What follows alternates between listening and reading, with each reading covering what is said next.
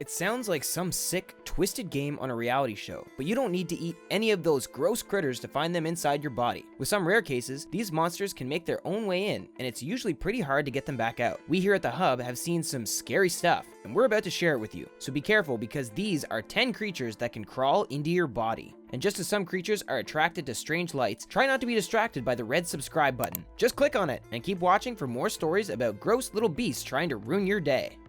Roaches.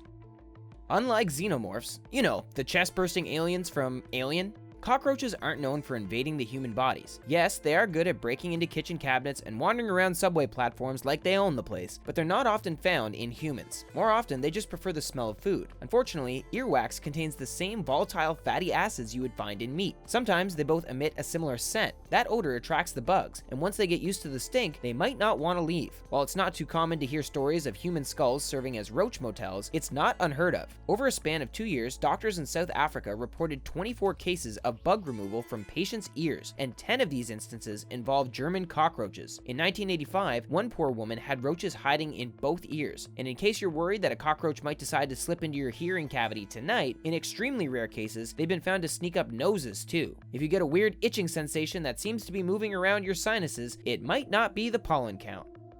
Leeches.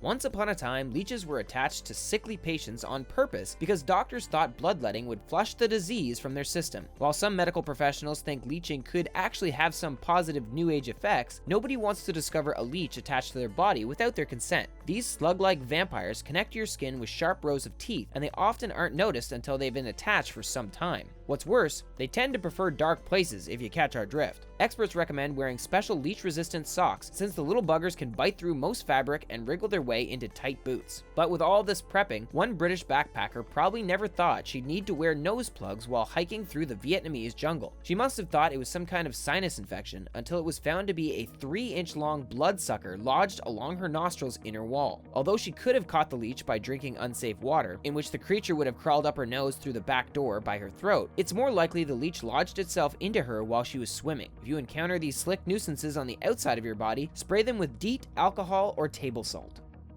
Ticks. While the tick is a lovable bug superhero with a colorful cast of superpowered friends, a real-life tick and its blood-sucking, skin-drilling buddies are creatures you'll want to avoid. They seem tiny and insignificant at first glance, but once you step onto their patch of tall grass or pile of dead leaves, they'll crawl towards whatever exposed skin they can find, whether it be around your thigh or on your arm or elsewhere. If it's winter, still take caution, because these arachnids can withstand freezing temperatures. Once near a patch of skin they like, they embed their heads and often carry diseases like Lyme and rickets. The moment they bite into you, there's usually a 24-hour grace period before you can become infected with whatever they might be carrying. Act fast, get a pointy pair of tweezers, and yank it out by the head. Picking it out will just feel like a slight pinch, but one man was faced with a more precarious situation when he discovered a tick perched inside his nose. Tony Goldberg, a pathobiologist, had contracted the tick during a trip to Uganda, and when he took it to the doctor, he found the tick to be an entirely new species. Is your pain worth a scientific discovery? Probably. Tapeworms.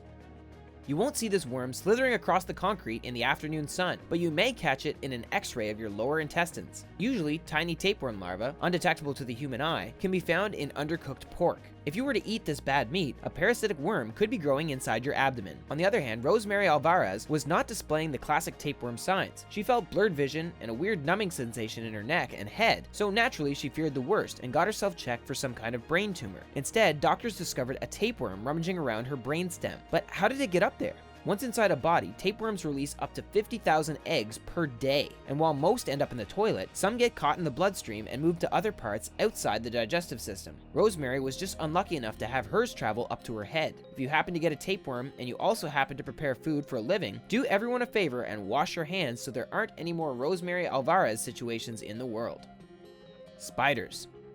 After hearing about all these other internal disasters, you've got to think the ear is the most vulnerable place in the body. The tale of Mrs. Lee is no different. When she arrived at China's Changsha Central Hospital of Otolaryngology and Head and Neck Surgery in 2012, she assumed her itchy ear canal was being caused by some form of skin irritation. Instead of a rash, Dr. Liao Shang found a large 8-legged freak staring back at him. The spider was big enough that Dr. Shang worried any invasion poking to pull the spider out might cause it to dig its barbed legs into Mrs. Lee's eardrum and and possibly scurry deeper into her head. With all the courage he could muster and probably a lot of calming words to Mrs. Lee, the doctor carefully flushed the arachnid out with a saline solution. The not-so-itsy-bitsy spider, who had crawled into Mrs. Lee's ear while she slept, probably no more than 5 days prior, was now flushed out like her ear canal was some kind of water spout. While removing it was the best decision she could have made, it's sad Mrs. Lee will never get to become a real-life Spider-Woman.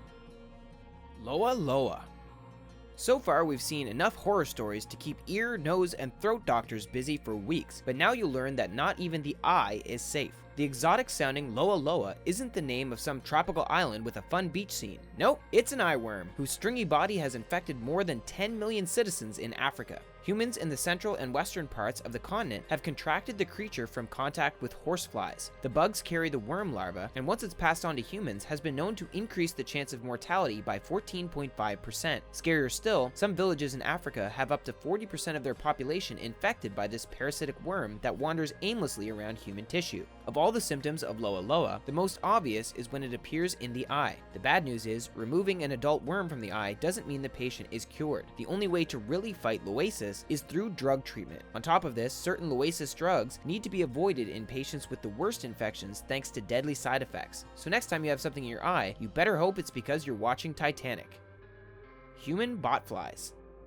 The human botfly is less of a fly and more of a parasitic, flesh-eating larva. First, it takes a bite into whatever exposed human skin is in the vicinity. Once it latches onto its victims, this spiny maggot can grow up to an inch long as it survives off of whatever organic material is in the area. Chris Carlton, a Louisiana State University taxonomist, returned home from a trip to Belize with a surprise stowaway. He had his own personal botfly strapped to the top of his head. He first had the sinking suspicion when a weird, irritating sensation on his noggin became a tremendous pain every 20 minutes. He remembered that botflies rotate in their burrows about that often. As horrific as it all sounds, Chris visited a co-worker at the university who specializes in arthropods. While not a trained surgeon, she recommended he apply nail polish to the area, which would trap it in its wound without oxygen. When they thought it was safe to say the parasite was dead, his colleagues removed it with some tweezers, removing an exotic jungle creature the same way you would yank out a garden variety tick. What a lame way to go, botfly.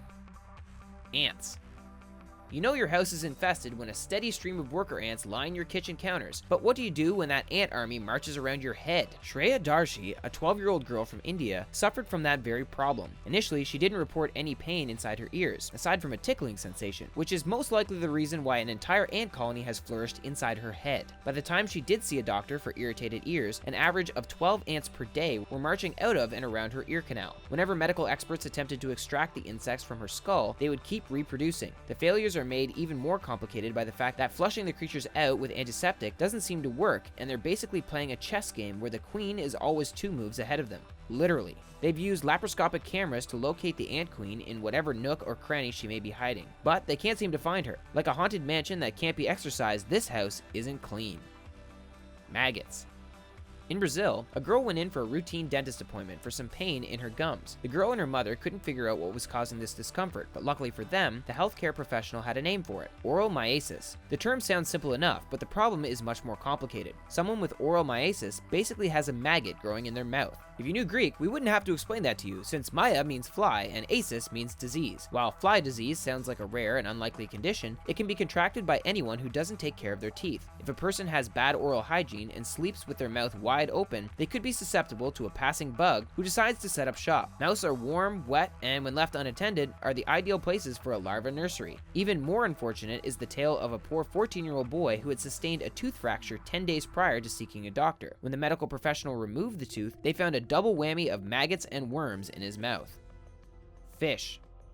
Anil Barella was just another 12-year-old playing in a river until the fun and games stopped and the shock set in. Although fish don't crawl so much as flop, one 3.5-inch long marine animal wiggled its way inside Anil and wouldn't swim back out. In the Indian town from which Anil hails, many kids will swallow fish on a dare or when fooling around, but this pesky swimmer was caught inside the boy's lungs. When rushed to the hospital, the doctors noted his oxygen levels were dropping rapidly. They opted to perform a bronchoscopy and carefully extracted the animal from Anil's breathing passage passageway. When the procedure was done, both the boy and the fish had survived, but even when a breathing obstruction isn't flopping, it can be just as dangerous. Ron Sveden of Boston, Massachusetts was undergoing treatment for emphysema when a mass was detected on his lungs. Fearing the worst, doctors did a deeper examination only to find that the growth inside his lungs was a sprouting pea plant, about half an inch in length. Surgeons removed the plant, and Ron went on to fearlessly eat peas as part of his first post-op meal. Whether they have 6 legs, 8 legs, or slither on their stomachs, these 10 creatures are the last thing you want crawling into your bodies. So if you can't sleep for fear of a spider in your ear or a fish in your gullet, come back to the Hub to see more things that challenge what you thought was possible. See you next time.